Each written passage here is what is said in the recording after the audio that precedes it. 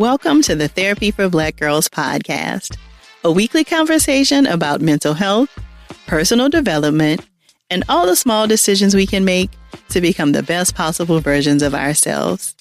I'm your host, Dr. Joy Harden Bradford, a licensed psychologist in Atlanta, Georgia.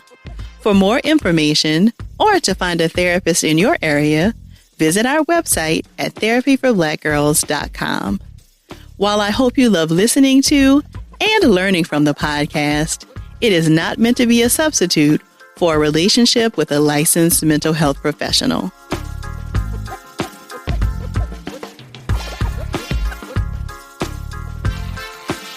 Hey, y'all. Thanks so much for joining me for session 465 of the Therapy for Black Girls podcast. We'll get right into our conversation after a word from our sponsors.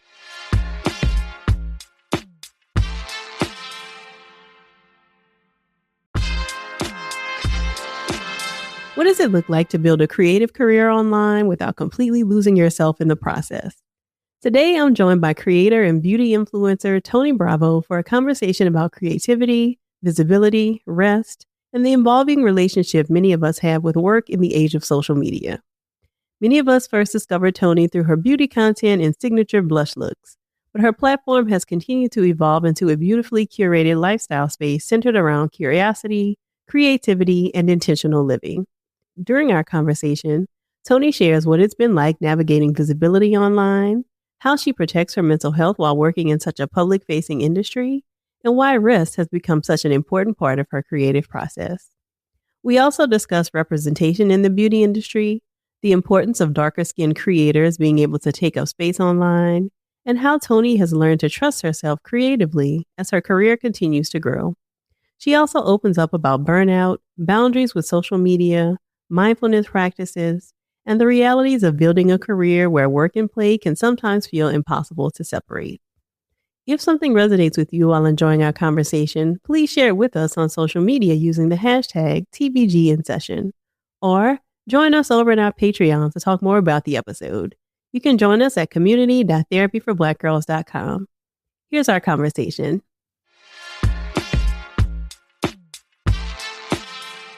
Thank you so much for joining us today, Toni. Thank you for having me. I'm excited. Yeah. So many of us were first introduced to you as a beauty creator, but you have now started sharing more about your home and lifestyle kinds of things. So how would you describe the kind of content that you create? You did a great job describing it. I think lifestyle is a really great way to kind of encapsulate it because it feels expansive of wherever in my life at that moment, whatever I feel like sharing. So it's a malleable kind of world that exists within lifestyle. Lifestyle is, I feel like, just the easiest kind of, if I had to slap a label on it, but I just like to have fun with it. And I'm glad that it shows. I think it shows through the content.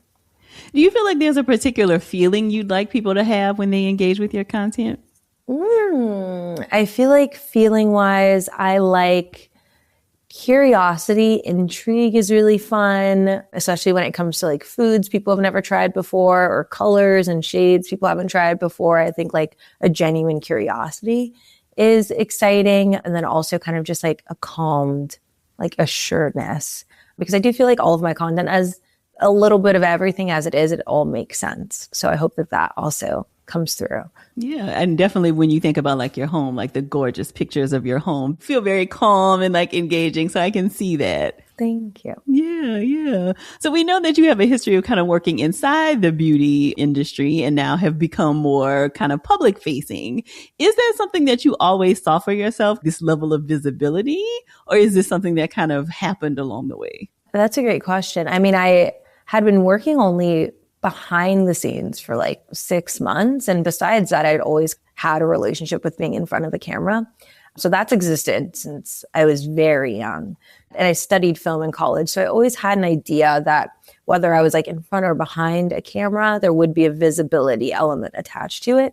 It wasn't necessarily something I was aiming for. I think it just became a medium that was obviously, I mean, at my fingertips with my phone and all of those things. So it was something that I don't think I necessarily like built around, but became a really cool avenue to express myself. And I have constantly found myself in front of the camera throughout my entire life. So it makes sense. It made sense. So it feels comfortable for you. It's not something that you feel like has been like a big stretch. Yeah, not at all. I think there have been times where I've bounced in and out of being more public and being more private before I got into like the beauty of it all. So it's been fun to do a little back and forth, but it feels all very natural.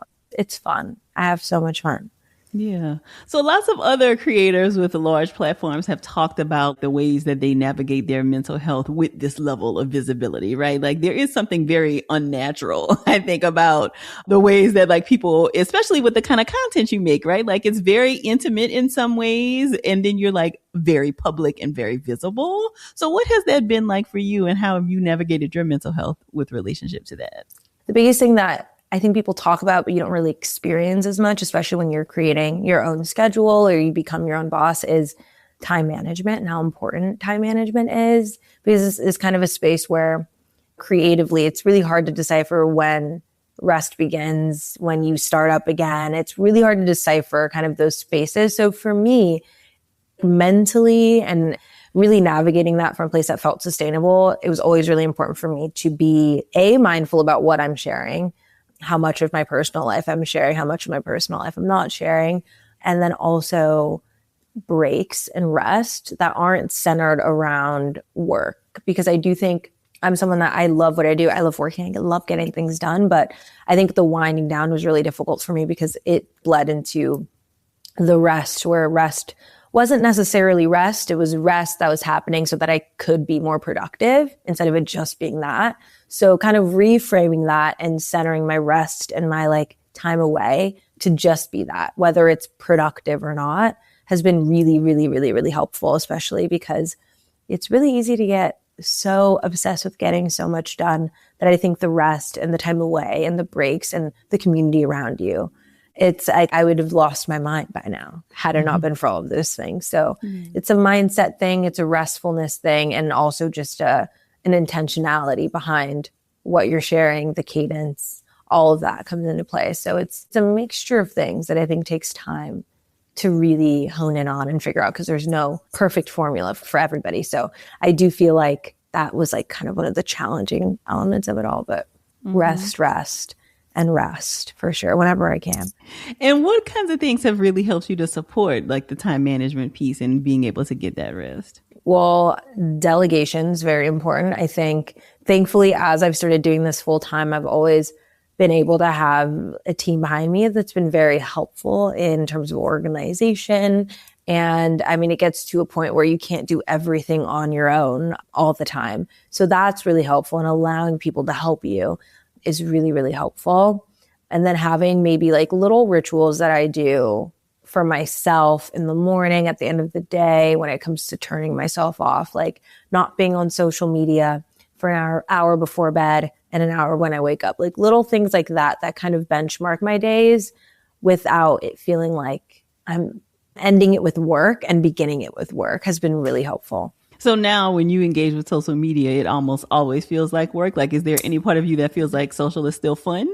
Yeah. Oh, it's always so fun. And it's only gotten more fun for me being able to create as well. Like consuming has always been fun, and that will always be fun, but it got even more exciting, which is perfect, but it is also one of those things where I'm watching things and then I'm always also thinking about how I can create things instead of just consuming it to consume. So it's all very fun. It's just a matter of being aware of creating the balance for myself where not everything is work all the time. But it's easy to go down a black hole of scrolling where you're not thinking about work. It's kind of built that way. So there are many times where that happens for sure, but it's all very fun. I think it's just the balance for me that helps. Mm-hmm.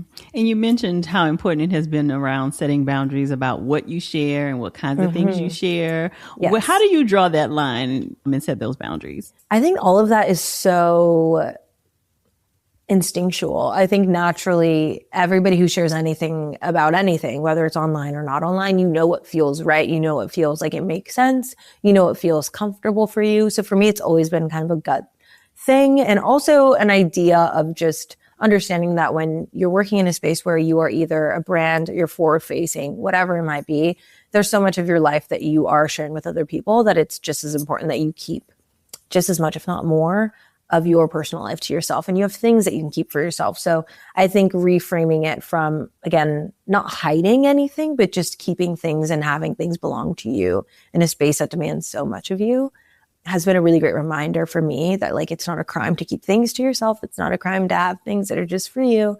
And I think that balance has been really, really, really helpful, especially when it can be really hard to draw that line. But for me, it's always been a gut situation where I'm like, oh, do I want to share this? Do I not? And usually within a second or two, I know the answer. So I kind of just follow that. So much of your beauty content especially answers the question, like, does this work with my shade, right? So how has your relationship and your ideas about like representation, especially as a darker skinned woman, informed your relationship to the beauty industry? Yeah, I mean, I've learned so much. I think from the very beginning to now, I've learned so much about the product development and how much time and effort and the mindsets that go behind these things. I've learned so much from a back end perspective that I think has allowed me to better understand like why we're at where we're at now, why we were at where we were before, which has been very, very, very helpful. But today, I think I've just gotten, with the more products you try and the more you figure out what you like, I've just gotten even more picky. I think I was picky before, but now I've gotten even more particular about what I like and why. And now that I kind of know a lot more about what goes on in the back end, I think I'm critical now in a way that isn't just rooted in something not working for me. It's a kind of critical that has been built from me knowing exactly what should have been done and knowing that it's not being done because I've seen how it works and how it doesn't, that I think it's made me a little bit more critical in a good way about the brands that are doing it wrong that come from the knowledge that I've been able to learn. So it's been helpful to know that, you know, a lot of these things that we want to see done and these changes that we want to see happen are very possible. And there are people that will listen. But within that, I think I've just gotten even more particular about the brands that I choose to work with, the brands that I choose to share, and the brands I choose to champion for that reason. What's the one thing that you feel like you've learned that has really illuminated, like, oh, this is how this was done, or like, oh my gosh, I never would have thought that? Is there anything that comes to mind? Probably the first thing that I think blew my mind was how long the process is. I think online it's really easy to assume you see one brand come out with one thing and then you see another brand come out like the next week and you're like, they just copied that brand, and it's really easy to kind of run with that. But these products and the whole product development situation takes so much time. It takes so much time, and it's not an overnight situation. I think when I was really started getting into learning how things are made and understanding the creative, not only just the creative, but a lot of the corporate stuff that goes along with the retailers, it takes a long time.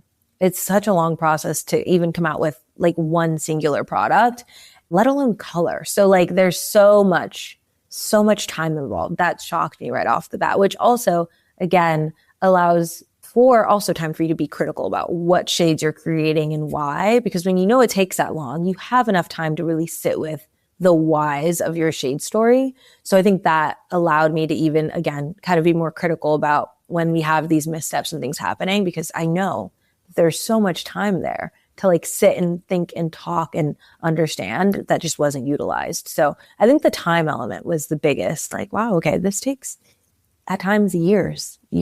So a lot more appreciation there. Yeah. And you mentioned you're very intentional about like the partnerships and the brands that you work with. Do you feel like overall brands have been open to the criticism and feedback you've given them, particularly around like shade ranges?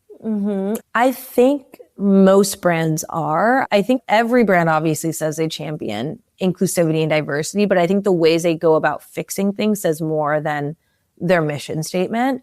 So a lot of the times there will be brands and they're like, thank you so much for saying this. And I see this with people who make it, and not like just with my videos, but brands interacting with other people.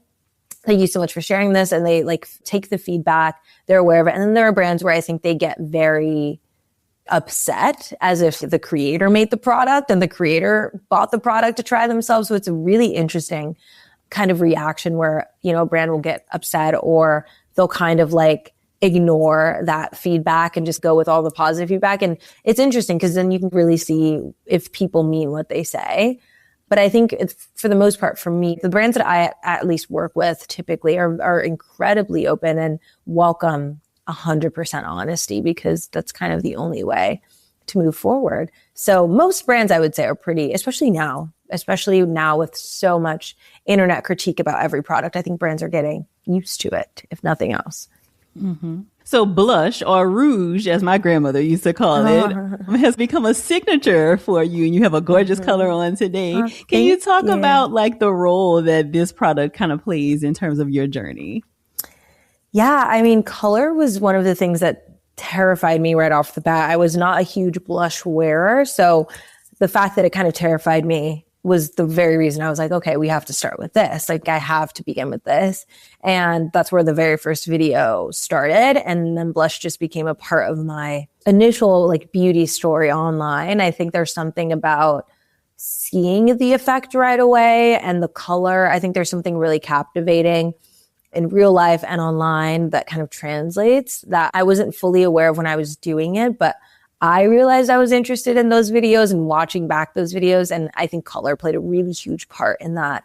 I think when it comes to getting into makeup again, because at the time I wasn't even wearing makeup on a regular basis, color and complexion were the two things that terrified me the most. So we dived right in with the color moment. And blush is fun because there's so many different kinds of colors. And I had so many misconceptions about what blushes I would like and what looked good on me. So it became this journey that I was allowing other people to join me on, and people found it fun, and I found it so fun. So I just kept going, and it's now become something that I just cannot do my makeup without.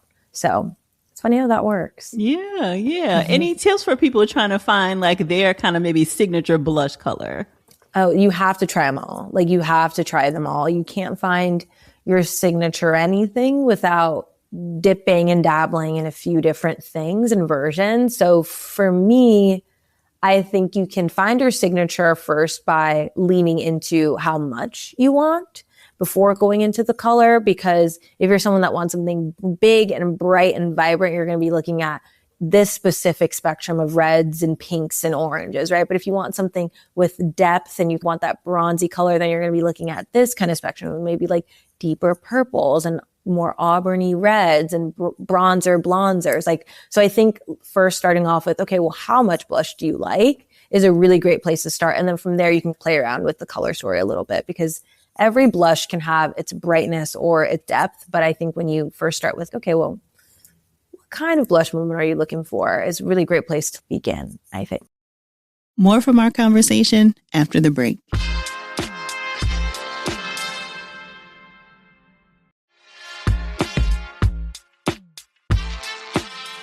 When you think about Toni of today, do you wish that there was something that younger you understood about like work and where life has taken you? I feel like so much of who I am today is so very similar to who I was when I was younger. Like, I loved creating things. I was writing and having my family read scripts that I was writing, and I was editing them on our family computer every day. Like, I was always doing something. So I think the time management and balance element is something that I would definitely want to implement even sooner. I was having fun with it then, but then as you get older, high school, college, you have all these different responsibilities. I think the balance really becomes tested, especially now post-college. So maybe like balancing. As a kid, I think I would genuinely be surprised at how much my work and play have become so intermeshed. Because I think back then there was so much of a separation. So I would just enjoy that separation for a lot longer, because now it's so intermeshed. And I think that's something with just specifically to my career, everything becomes so, it feels so the same. So it's easy to think you have a social life when half of your job obligations are social, but that's not your real social life. That's work. There's so many of those elements of rest and separation between personal and work that I think back then were so much easier to decipher between. I think we've gotten to a place too where now people are having conversations about that and burnout and all of those things. So looking back at younger me, I was like, wow, work and play just felt like two very different worlds to me at times. And sometimes I'd have so much fun in the work element of it, but it was all play at the end of the day. So I think that like the ability to decipher between the two and not have them be too intermeshed now is the skill that I think maybe in college, even in late high school, I would have been like, let's hone in on some mindfulness practices, something. Mm-hmm. Yeah. You talked a lot about creative endeavors that you had early on. Mm-hmm. It sounds like writing and filmmaking. Was makeup a part of your journey as a young person too, or is that something you kind of started to play with later? It was in like the 2016 YouTube makeup era. I was like, for a very short time, for like a year, really into it. But then it just became really hard to have access to, because I wasn't going to like fancy places to buy my makeup. I was going all drugstore. And it got really difficult to find shades that worked for me, that I kind of was just like, so after about a year, I just like stopped with the full makeup. But I was going to school in like full beads, like pink eyeshadow. Like I was doing the whole thing. And then I just got tired of it. And I got tired of trying to like figure out this shade and that, just not having access to it. And then I also, right after that, there was like a gap where I just was really active. So I was a roller skater and I wasn't wearing makeup anymore. So like came in phases, and then I stopped really wearing makeup for a while until I started working in beauty again. It's had its like moments for sure in my life, but this is the longest by far that I've been in the beauty of it all, that it's stuck this long for sure. Mm-hmm.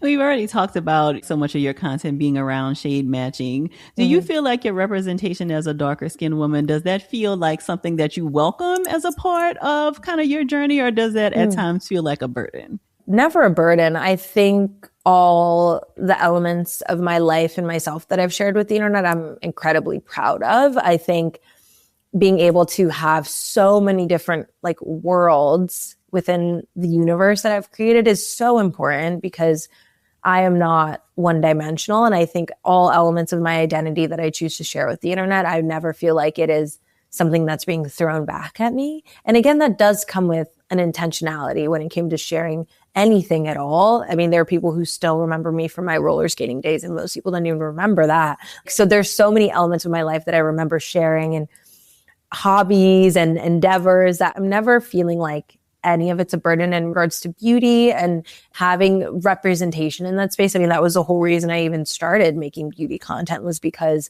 there was a huge lack of seeing people who looked like me try out products. And at that time, I wasn't even consuming short form.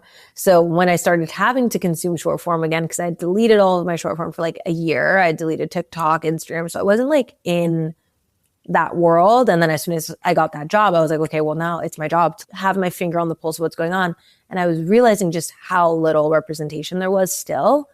So then I just decided to take up space, and that's where that was born. So it'll never be a burden. I think if anything, it was such an important genesis to who I became on the internet as an adult, because when I was younger, it was very frivolous and fun. And I think when the anchor is just, you're having fun with it, it's cute and it's fun and it feels very frivolous, but that was the beginning of something that felt like there was an anchored reason as to why it was showing up outside of just makeup and blush and beauty. So I'm always grateful for it. And I think beauty, no matter what I'm talking about, always becomes a part of the conversation. I could be sitting somewhere and there's a comment about blush, or like I'm eating and there's a comment about my makeup. Beauty will always be a part of the story. And I think meeting and having an audience of people who look like me and who are able to learn more about beauty through me is something that I think will always be, no matter what I end up landing on next, what the next thing is, will always be a part of the story. So it's all very exciting. And I feel very, very lucky and grateful to have so many people that trust me in that journey, because it's a long one. It's a long journey. So I feel very grateful. Yeah. And, you bring that up, and I want to talk with you about, you talked about like your degree being in film. And I think a lot of the creators that we are seeing now kind of fell into content creation, right? Because this thing that happened and it stuck, and then it's, oh, okay, I'll roll with this, right? Whereas young people now, you talk to, middle schoolers, high schoolers, like their career aspirations are content creation, which I think is a very different journey.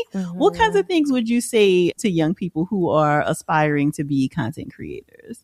My biggest advice would be to understand that you can create your own path, and your path to success is not going to look like that person's or that person's, and to really try to have your imprint be you and your personality, and less copying and pasting. You are so much stronger on your own versus as a carbon copy of someone else. Also, oh God, it's really hard to even imagine being younger and like having a phone to record with. I had my little flip camera that I had at my house, but like I didn't have something I was carrying around with me, being able to like see myself so often. So it's really even hard to like imagine being young and like looking at myself that often, because it's weird as an adult. So imagining myself younger is wild. I think remembering that you are your coolest asset is always something that I think will punch through the noise, because it will become even more saturated, I'm sure. It's saturated now, but it will be saturated. So I think the biggest piece of advice I would give is that you are like your own secret sauce, and that's all you need. That's all you need. How do you feel like your relationship to success has evolved throughout your career, and maybe even before this version of your career started? Like, how did success look then versus how it looks now? It's interesting. I think when you're younger and you think about success, you think of it as like these big major milestones. And I have had so many big moments and milestones, but I think for me now, it's been important for me to recognize those big moments, the small moments just as big as those big moments. So like the small wins, the littler things that aren't as big and shiny and as postable, having those mean just as much, if not more, than the bigger, shiny, postable. I think in an age of social media, it's really, you see an announcement, a post, you have a launch day for it, whatever, and it goes, and you kind of just like move on to the next thing. And so I feel like it feels very like fleeting at times.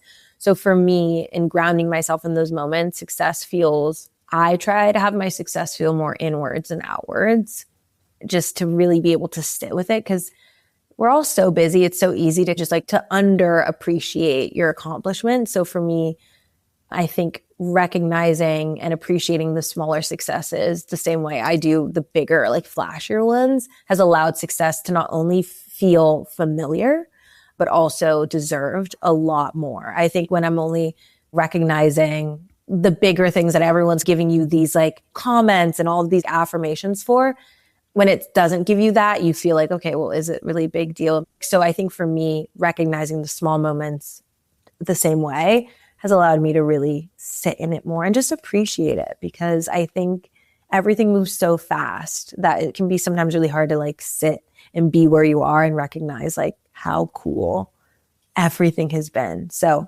a mixture of all of those things, just to feel all of it really rooted in feeling grounded, and success not feeling like this thing that I just am lucky enough to catch, but is something that I'm actively living in every day. I have these little successes all the time, and that's like a result of my work ethic. It's not by luck or by chance. So I think remembering that is really, really, really helpful. Mm-hmm. And what kinds of things allow you to stay grounded in that way? A lot of mindfulness exercises, surprisingly. I think there is this idea, a lot of people think that I'm working often. But just as much as I'm working, I do really, really, really try and practice like active mindfulness and being where I'm at. There's a lot of future thinking in this job. There's a lot of, in most jobs, there's a lot of future thinking all the time. And I think for me, on a day-to-day basis, it looks like having maybe like putting aside an hour or 30, 45 minutes if I can, that's just like silent and very, very, very understimulating. And it's just a mindfulness, whether I'm sitting outside, listening to my environment, I'm sitting in the sun, I'm reading a book, very just chill. It really is just like a very understimulating moment. I think with screens and with my phone and with recording, it gets a lot very quickly. So even practicing that every single day, whether it's 30 minutes or an hour of me just like no screens, I'm crocheting, I'm knitting, I'm reading, is very mindful. And that feels just as important, if not more important, than getting my emails in, sitting and finishing up this edit. So little bits of that. And then also just spending time with people that aren't in my space, like my friends and my family, and my loved ones that aren't in the same world that I'm in is really grounding. Mm-hmm. More from our conversation after the break.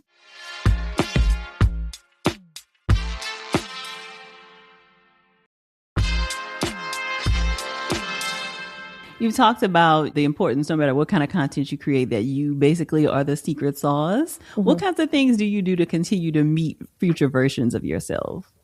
I think for me, it's one of those things where everyone's like, be yourself online and just in real life. And that's so true. But I think one thing I've learned is that being yourself it's not a singular act. You have to allow yourself to be yourself every single day and whatever version that shows up in. And I think social media is really interesting because I'm able to see all the different versions of myself and like real time almost, which is wild.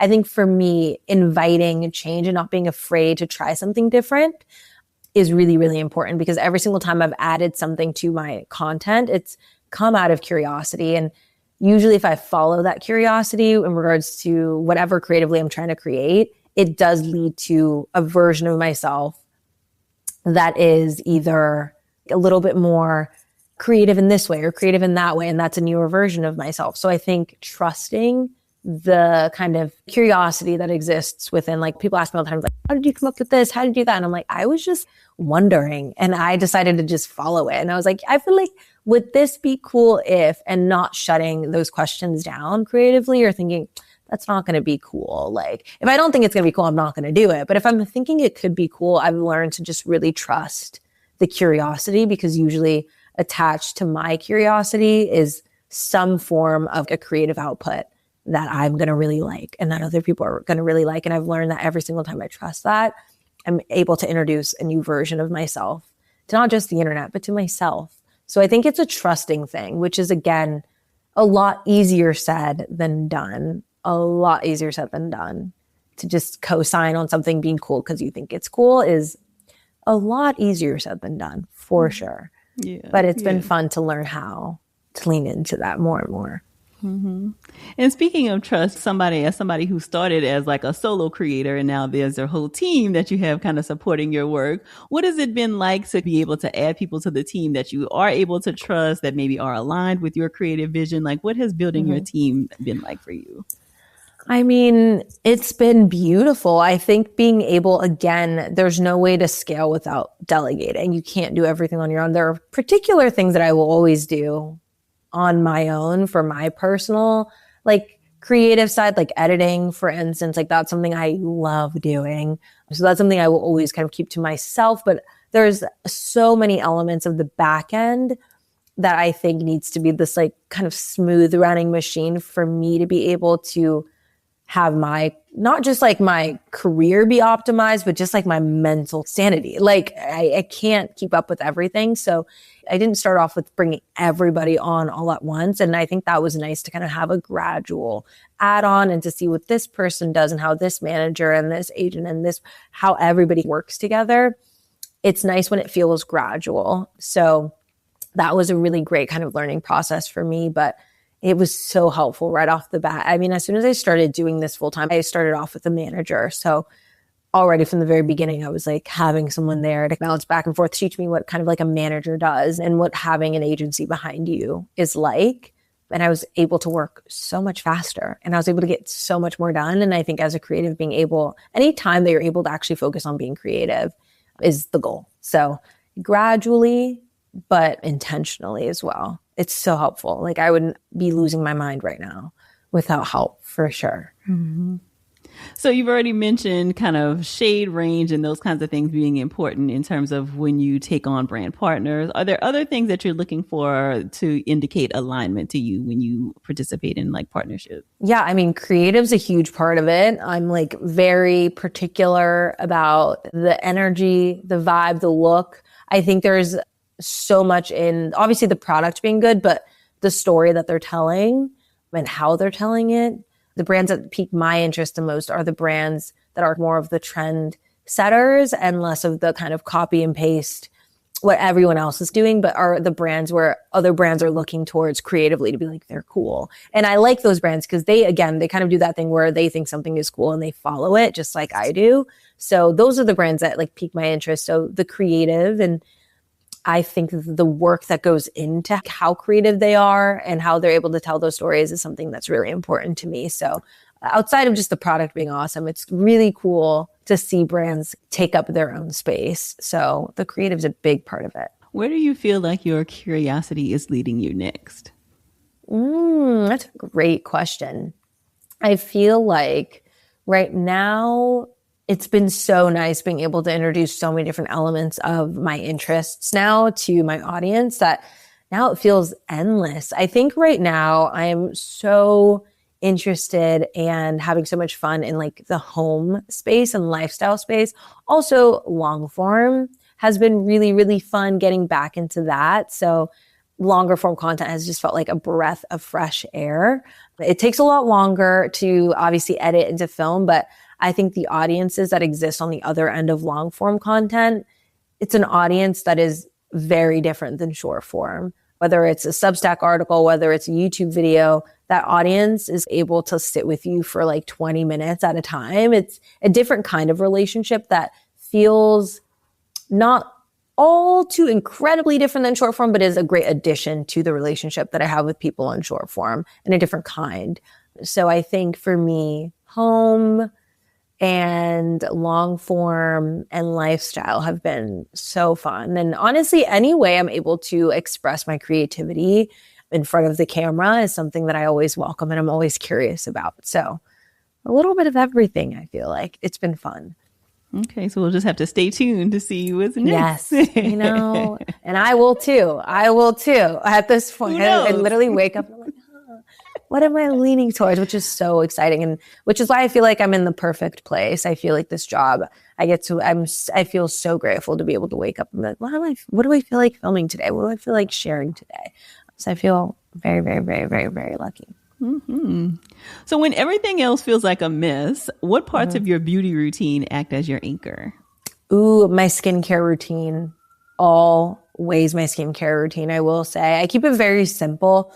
I add in new things every so often, but my skincare routine will always make me feel grounded. There's nothing like taking off the day with your staple skincare routine, getting into your pajamas. So the skincare of it all will always be like one of the best parts of my beauty routine for sure. Got it. So the team is saying we are loving the look today. I already commented about your blush. What was the routine today and what can you share about your current look?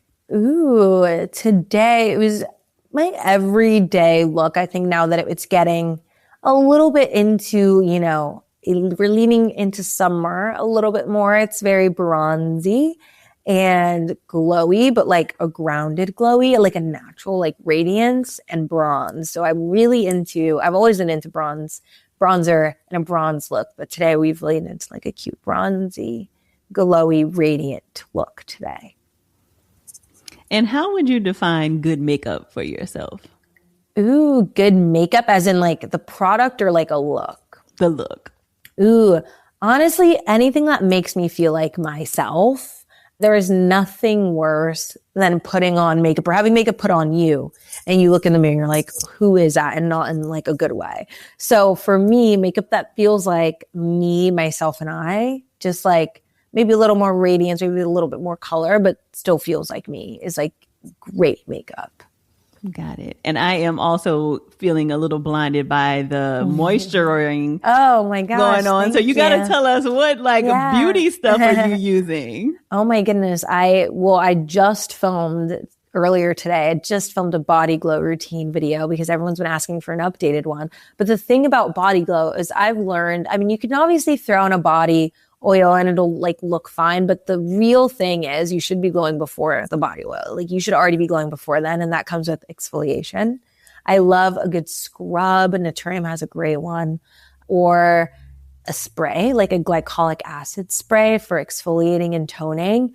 And then I love, love, love a body butter. I always have to have a body butter in there, a nice body butter. And if I'm really wanting to like lean into maybe more of a sensitive skin moment, Rhodes Barrier Butter, I put that all over and it leaves the best glow. And then I top it all off with an oil of some kind, whether it's L'Occitane, supple skin oil, or like a vacation SPF oil.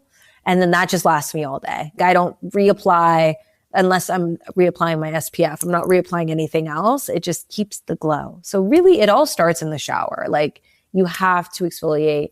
Make sure you're really like allowing your skin to breathe. But the exfoliation is truly key. Okay, so that's step one. Yes. Got it. Now, as you were talking, I'm thinking, there are so many cool products to try. How do you kind of rein in maybe your inner product junkie? Or do you just give in to her and like, I want to try all the things I want to try? Listen, what's funny about this job is at my core, I am like not a maximalist with stuff. I am someone where I'm like, I have one product and this is my go-to. Like I've always been that way my whole entire life. So with this job, it's been really interesting because you get 12 of everything. So for me, I've found a really healthy middle ground where I have what I like and I'll maybe keep one backup of it, of a different product. Everything else I give to my friends. So like on Sundays, once every month or every so often, I'll have a bunch of people come over and just like, it's like a PR grab. Everyone grabs things and then we donate another like kind of portion of it. And so it's all going to somebody that will utilize it and like it. But I just am not interested in having 12 million things. So that alone for me is enough to be like, I don't like clutter. I don't love clutter. Okay, we can't keep all of this. So I have to be really particular, which is also great because with skincare, I think if you're going to be particular with anything, you should be particular with your skincare. So for me, I know what I like and I keep it with that. I'll add in some new ones every so often, but having no shortage of people in my life that will be more than glad to take most of the stuff off of my hands is a great balance for sure. Right. Well, thank you so much for sharing so much with us today, Toni. It's been so cool to hear more about your journey. Please let us know where we can stay connected with you. Yeah, on Instagram, I am at Toni Bravo and also Toni Bravo on YouTube, and my TikTok is Toni Bravo. So just that inverted, but Toni Bravo everywhere else. Perfect. We'll be sure to include that in our show notes. Thank you again. Thank you so much. I'm so glad Toni was able to join me for today's conversation. To learn more about her and her work, be sure to visit the show notes at therapyforblackgirls.com/session465. And don't forget to text this episode to 2 of your girls right now and tell them to check it out. Did you know that you could leave us a voicemail with your questions or suggestions for the podcast? If you have ideas, drop us a message at memo.fm/therapyforblackgirls and let us know what's on your mind. We just might feature it on the podcast. If you're looking for a therapist in your area, visit our therapist directory at therapyforblackgirls.com/directory. Don't forget to follow us on Instagram at therapyforblackgirls. And come on over and join us in our Patreon for exclusive updates, behind-the-scenes content, and much more. You can join us at community.therapyforblackgirls.com. This episode was produced by Elise Ellis, Inde Chubu, and Tyree Rush. Editing was done by Harden Bradford. Thank y'all so much for joining me again this week. I look forward to continuing this conversation with you all real soon. Take good care.